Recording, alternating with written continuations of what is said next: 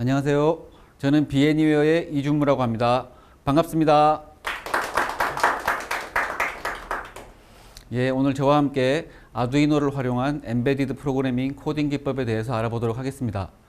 오늘 첫 시간으로서 아두이노와 그 개발 환경에 대해서 알아보도록 하겠습니다.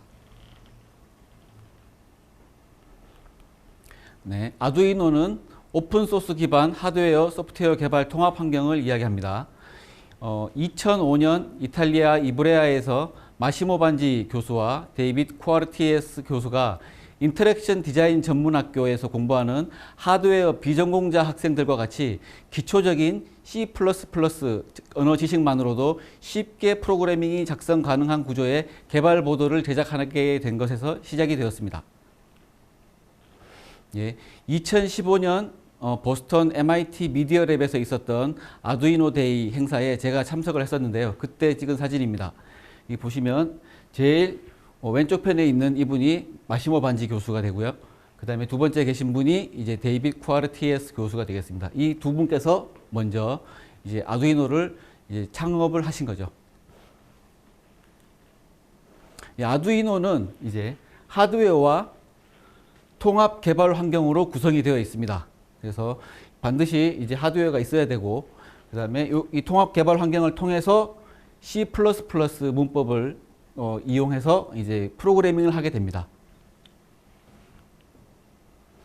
이제 가장 기본이 되는 하드웨어가 아두이노에서 아두이노 우노라고 있는데 원래 이제 처음 나왔을 때는 여기 아두이노 우노에 이제 CPU가 이게 이제 메인 CPU인데 이 길쭉한 딥 타입의 형태의 아두이노가 있었는데 지금은 이제 아두이노 우노 SMB 타입이 이제 많이 판매가 되고 있습니다.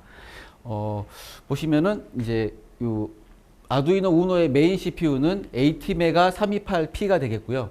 그 다음에 이 아두이노 우노 보드에 보면 똑같은 AVR CPU가 하나 더 있습니다. 여기에 하나 더 있는데 이거는 이제 ATmega 8U2 또는 ATmega 16U2 이 두 가지 모델 중에 하나가 장착이 되어 있습니다.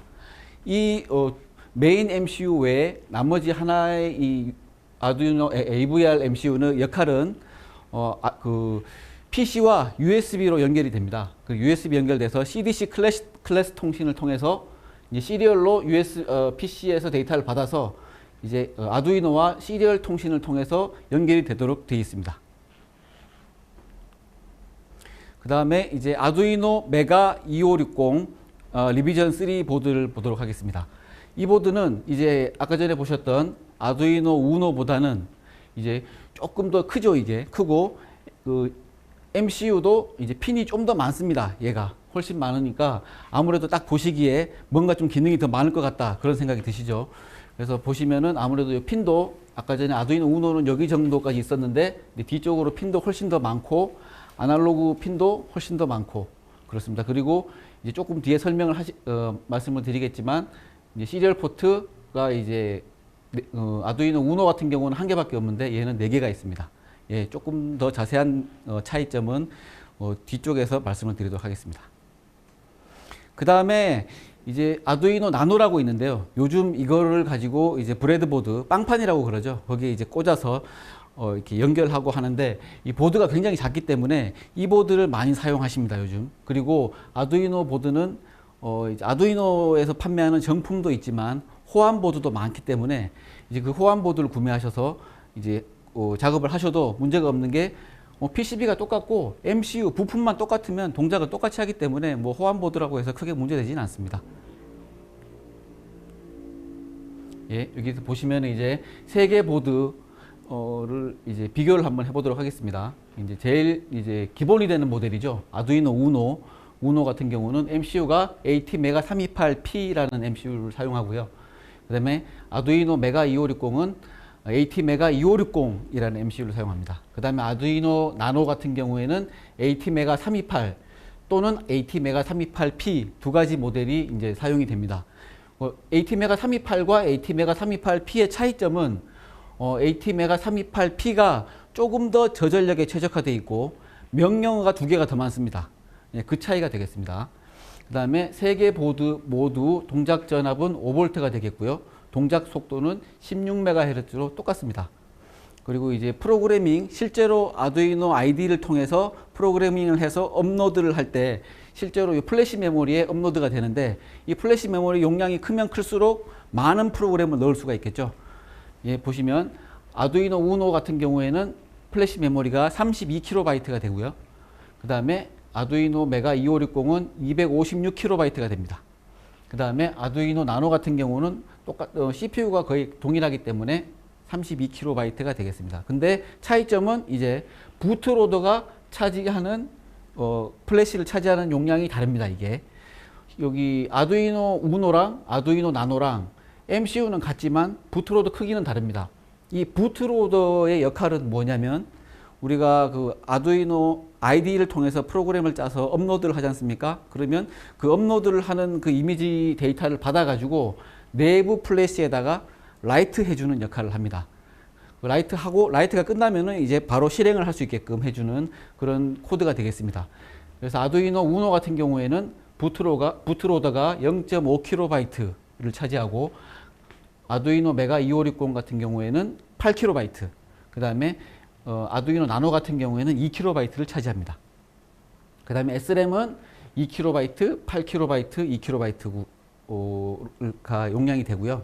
그 다음에 EEPROM은 1KB, 4KB, 1KB가 있습니다. 이 EEPROM의 그 용도는, 플래시 메모리는 실제로 우리가 코딩한 이미지가 들어가는 곳이라면, EEPROM은 사용자가 이제 필요한 어떤 데이터를 저장하는 용도로 사용을 하죠. 예를 들면 만약에 센서를 아두이노에다가 연결했다. 그러면 그 센서의 캘리브레이션 데이터 같은 것들을 이 EEPROM에 넣어 놓을 수가 있겠습니다. 그 다음에 이제 디지털 입출력 핀이 아두이노 우노는 14개가 되고요. 그 다음에 아두이노 메가 2560 같은 경우에는 보시다시피 핀이 굉장히 많죠. 그래서 54개나 됩니다. 그 다음에 아두이노 나노 같은 경우에는 14개가 되겠습니다. 그 다음에 아날로그 입력은 아두이노 우노가 6개, 메가 2560이 16개, 그 다음에 아두이노 나노가 8개가 되겠습니다. 그 다음에 이제 그 주변 장치라고 하죠. UART, SPI, I2C 같은 경우에 보시면 아두이노 우노와 아두이노 나노 같은 경우에는 UART는 1개, SPI는 1개, 1개, 1개인데 여기는 2개라고 제가 적어놨죠. 가로하고 2개. 이 왜 2개라고 적어놨냐면 아두이노 우노 같은 경우는 ATmega328P에 UART를 SPI로 변경해서 사용할 수 있는 기능이 있습니다. 근데 이제 슬레이브는 안 되고 SPI 마스터만 사용할 수 있습니다. 아두이노 메가 2560 같은 경우에도 이 UART 4개에 모두 SPI 마스터로 사용할 수 있는 기능이 있지만, 여기 핀에 그 클럭 핀이 빠져 있습니다. 그래서 SPI로 사용할 수가 없습니다. UART를 SPI로 사용할 수 있는 것은 아두이노 우노와 나노가 되겠습니다. 하지만 그 아두이노에서 이제 그 UART를 SPI로 변경하는 그런 이제 라이브러리는 아마 제공을 안 하는 것 같습니다. 그래서 그걸 만약에 원하시는 분들은 직접 코딩을 하셔야 되는 걸로 알고 있습니다. 그 다음에 I2C는 1개, 2개, 1개고요.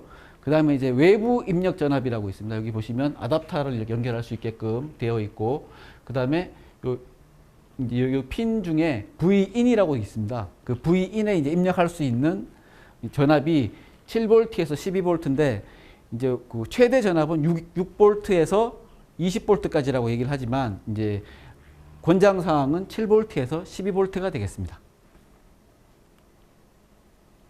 이제 아두이노 개발 환경 알아보겠습니다. 아두이노 IDE라고 하죠. 통합 개발 환경을 의미합니다. 그래서 아두이노 프로그램 개발을 위한 통합 개발 환경. 아두이노 홈페이지와 마이크로소프트 스토어에서 다운로드가 가능합니다. 아두이노 홈페이지 arduino.cc에 들어가시면 다운로드 받을 수 있는 곳이 있습니다. 보시면 이제 윈도우즈용이 있고, 그 다음에 이 윈도우즈 앱은 여기서 받으라고 또 나와 있죠. 그 다음에 맥OS, 맥킨토시용이 있고, 그 다음에 리눅스용이 또 있습니다. 각각 원하시는 버전을 받으시면 되겠습니다. 그 다음에 여기는 마이크로소프트 스토어에서 다운로드 받을 수 있는 화면이 되겠습니다. 여기서 이제 설치를 누르시면 바로 다운로드가 되죠. 근데 마이크로소프트 스토어 같은 경우에는 윈도우즈 8.1 이상이어야지 이제 사용할 수가 있습니다. 아두이노 IDE를 실행하면 좀 굉장히 어떻게 보면 좀 썰렁합니다. 요즘 개발 툴에서 이렇게 썰렁하게 나오는 그런 아이디가 잘 없는데 아두이노는 굉장히 썰렁합니다. 이렇게 딱 보면은 뭔가 뭐 되게 좀 많은 걸 할 것 같지 않은 그런 화면이 뜨죠. 보시면 여기 보시면 딱 뜨면서 셋업과 루프가 있습니다. 셋업과 루프 두 개의 함수만 존재하는데 메인 함수가 없습니다. C와 C++ 언어는 반드시 메인 함수에서 시작을 하죠. 근데 메인이 보이지 않습니다. 근데 메인이 이제 없는 게 아니라 다른 곳에 숨겨져 있는 거죠. 보시면은 아두이노가 설치된 곳이 이제 바로 그냥 그 경로 변경 없이 설치하셨다면 프로그램 파일지 X86 밑에 아두이노 그 밑에 이제 쭉 설치가 됩니다. 그 밑에 보면 이제 하드웨어의 아두이노의 AVR의 코어 밑에 아두이노에 들어가시면은 이렇게 main.cpp라는 파일이 있습니다. main.cpp 파일을 이제 클릭하셔서 파일 열어서 한번 보시게 되면은 이제 이 왼쪽과 같은 이런 화면이 나옵니다. 여기 보시면 이제 우리가 찾던 메인 함수가 여기 있습니다. 메인 함수에 보시면 이제 메인 함수가 하는 역할은 초기에 두 개의 라인에서는 이제 어떤 초기화를 진행하죠. 초기화를 진행하고 그다음에 USB 컨트롤러가 있는 그 아두이노 같은 경우에는 USB를 이제 붙이는 그런 초기화 작업을 또 합니다. 그 다음에 셋업이라고 나와 있죠. 드디어 어디서 본 듯한 셋업이 있죠. 이 셋업은 바로 아두이노 IDE에서 처음 실행하면 나오는 이 셋업이 되겠습니다. 그래서 셋업은 메인 함수에서 최초 한 번만 딱 실행이 되죠. 그러니까 이제 그 프로그램 짜시는 분이 하드웨어 구성을 어떻게 하느냐에 따라서 여기서 그 자기에 맞는 초기화 작업을 셋업해서 해주시면 됩니다. 그리고 이제 셋업 밑에는 for 무한 루프가 있습니다. 무한 루프가 있고 무한 루프 안에서 이제 루프 함수가 호출이 되죠. 이 루프 함수는 또 아두이노 IDE에 있는 이 루프 함수가 되겠습니다. 그래서 이 루프 함수가 이 for 무한 루프 안에서 계속해서 반복적으로 호출이 됩니다. 그런데 호출이 되고 난 다음에 루프 함수가 한번 호출되고 난 다음에 시리얼 이벤트 런이라는 이 변수가 이제 0 아닌 값이 있으면 결국은 이 시리얼 이벤트를 사용한다는 얘기겠죠. 시리얼 이벤트를 사용하게 되면 이제 시리얼 이벤트 런이라는 함수가 호출되고 난 다음에 또 루프가 이제 실행이 되는 그런 구조가 되겠습니다. 그래서 루프 함수는 계속해서 반복적으로 연속해서 호출이 되는 거고 계속 반복해서 호출이 되고 셋업 함수는 최초에 한 번만 실행이 되고 딱 만다. 그렇게 알고 계시면 되겠습니다. 자, 아두이노 IDE 하드웨어 선택은 보시면 아두이노 IDE에서 툴 버튼을 누르시고 그 다음에 여기 보드라고 있습니다. 보드를 누르시면 이게 쭉 이제 지원하는 보드가 리스트가 쫙 나옵니다. 이걸 조금 더 크게 보면 여기 보면 이제 가장 기본이 되는 보드가 아두이노 우노죠. 우노 말고도 아두이노에서 판매하는 보드가 엄청 많습니다. 많고 그 다음에 서드 파티 보드도 굉장히 많고 그래서 여기 보면 리스트가 엄청 많은데 본인이 사용하고자 하는 보드를 여기서 선택하셔가지고 사용하시면 되겠습니다. 그 다음에 아두이노 포트 선택을 보시면 툴에 이제 보드를 선택하셨으니까 포트를 선택합니다. 이거는 이제 그 바로 나타나는 게 아니라 보드를 연결해야지 나타납니다. 이 부분은. 그래서 저 같은 경우는 아두이노 우노 보드를 연결한 후에 이제 컴3으로 잡혔습니다. PC에서 컴3으로 잡혔기 때문에 여기 툴에서 포트를 누르면 이렇게 아두이노 우노 컴3이라고 나옵니다. 여기에서 이게 딱 보이는데 요 체크 표시가 안 돼 있으면은 선택이 안 된 겁니다. 그래서 반드시 체크 표시가 되도록 선택을 해 주셔야 됩니다. 그 다음에 이제 아두이노 프로그램 컴파일 하는 방법을 알아보도록 하겠습니다. 보시면은 이제 아두이노 IDE에 요 체크 표시와 이제 오른쪽을 가리키는 화살표 표시 두 가지가 있습니다. 그 체크 표시는 단순히 내가 이제 작성한 이 프로그램을 컴파일만 진행합니다. 그래서 컴파일을 딱 진행한 화면을 지금 두 가지를 이렇게 보여드리는데요. 첫 번째 여기 왼쪽에 있는 화면은 이제 그 컴파일 진행하다가 코드에 문법적 오류가 있어서 에러가 난 화면입니다. 이렇게 빨갛게 표시가 되죠. 빨갛게 표시가 되고 코드를 딱 보시면은 여기 딜레이 함수에 세미콜론이 빠졌습니다. 세미콜론이 딱 빠져서 여기 보시면 디지털 라이트 함수 앞에 여기 세미콜론이 있어야 될 것 같다라고 여기 이제 힌트를 주죠. 그러면 여기 딱 살펴보면 요 근처를 살펴보면 세미콜론이 빠진 거를 아실 수가 있죠. 그래서 이제 세미콜론을 집어넣고 다시 컴파일을 시키면은 이제 아무 코드에 문법상 오류가 없으면은 컴파일이 완료가 되고 여기 컴파일 완료라고 화면에 나오게 됩니다. 그 다음에 이제 컴파일이 완료됐으면은 이제 내 프로그램에 문제가 없다라는 게 이제 문법상 오류는 없다라는 게 이제 검증이 된 거죠. 그러면은 이제 그 프로그램을 다시 이제 보드에 직접 업로드를 해야 됩니다. 업로드 할 때는 여기 오른쪽 방향을 가리치는 이 화살표를 클릭하시면은 다시 한번 컴파일이 됩니다. 얘를 누르면은 다시 한번 컴파일이 된 후에 업로드를 진행하게 되죠. 업로드를 진행하게 돼서 이제 PC 컴퓨터를 통해서 컴퓨터의 시리얼 포트를 통해서 근데 컴퓨터에서는 USB로 연결되어 있죠. 그 USB를 통해서 이미지 파일이 다운로드가 보드로 되고 보드에서 이제 부트로더가 그 다운로드된 이미지를 받아가지고 플래시에다가 라이트를 하는 작업을 합니다. 라이트를 한 후에 이제 실행을 하게 되죠. 거기까지가 이제 완료가 되면 업로드 완료라는 이런 메시지가 뜨게 됩니다. 자, 그러면 이제 기본적인 아두이노 보드에 대한 이제 사용 방법은 다 말씀을 드렸고요. 이제 여기 보시면 ESP32, ESP8266, STM32라는 이제 또 다른 아두이노 외에 별도의 또 다른 보드들이 또 있습니다. 그래서 보시면 요즘 가장 핫하다고 할 수 있겠습니다. ESP32가 있는데요. ESP32는 가장 핫한 이유가 이 MCU 안에 2.4기가 와이파이와 블루투스 4.2 버전 기능을 동시에 지원합니다. 그리고 가격이 아주 저렴합니다. 그래서 이 보드가 뭐 이제 학생들이나 이런 이제 공부하는 사람들한테도 인기가 좋지만 일반 회사에서도 이 모듈을 이용해서 많은 제품들을 개발하고 있습니다. 그래서 이게 요즘 가장 핫하고 아마 구글 같은 데서 조금만 검색해 보시면 엄청난 자료를 찾으실 수 있으실 겁니다. 여기 ESP32가 있고요. 그 다음에 ESP8266은 여기 이제 위에 있는 이 모듈이 ESP8266 모듈인데요. ESP8266은 이제 ESP32 이전에 나왔던 모델입니다.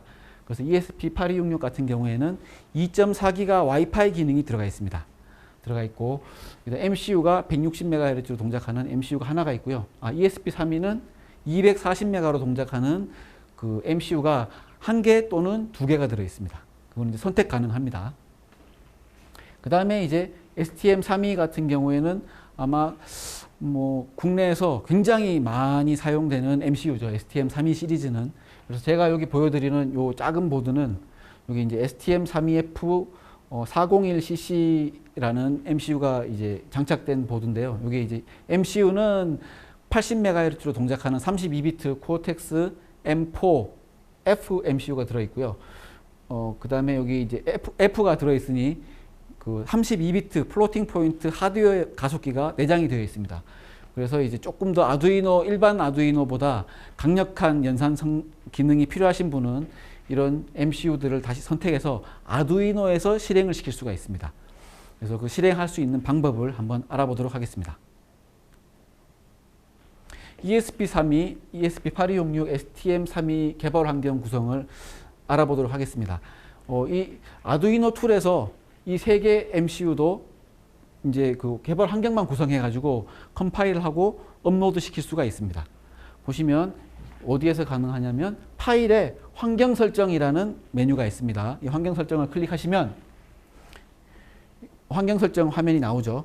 여기에 보시면은 추가적인 보드 매니저 URLs라고 있습니다. 여기에 보시면 요 이제 클릭을 할 수가 있는데요.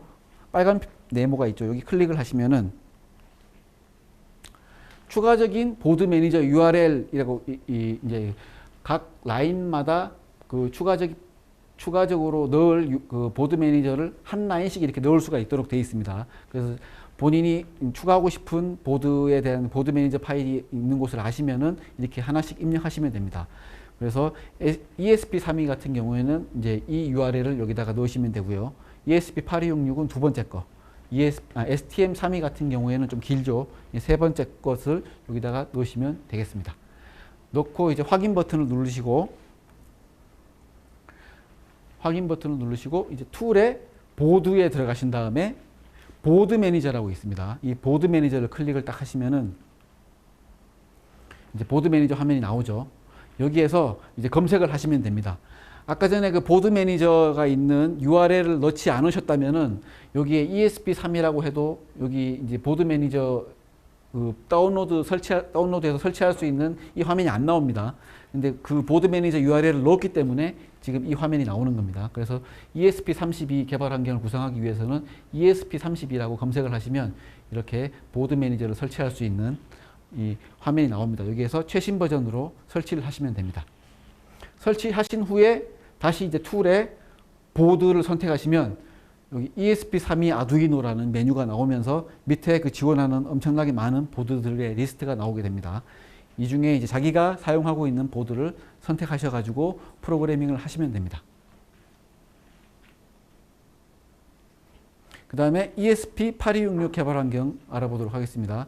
똑같이 아까 전에 보드 매니저 URL을 입력했기 때문에 여기서도 ESP8266이라고 검색을 하시면은 ESP8266의 이제 그 개발 환경을 다운로드해서 설치할 수 있는 페이지가 나옵니다.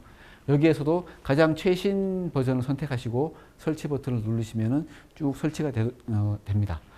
그 다음에 똑같이 툴에 보드를 선택하시고 툴에서 보드를 선택하시면은 ESP8266 보드라고 이렇게 해서 또 리스트가 쭉 나오게 됩니다.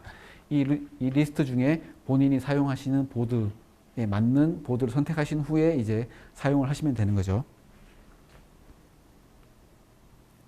그 다음에 STM32입니다. STM32도 똑같이 그 보드 매니저에서 STM32라고 검색하시면은 STM32 코어스라고 이 STM32를 개발하는 ST 마이크로 일렉트로닉스에서 직접 지원하는 STM32 코어스라는 이 개발 환경을 이제 구성할 수 있는 페이지가 나옵니다.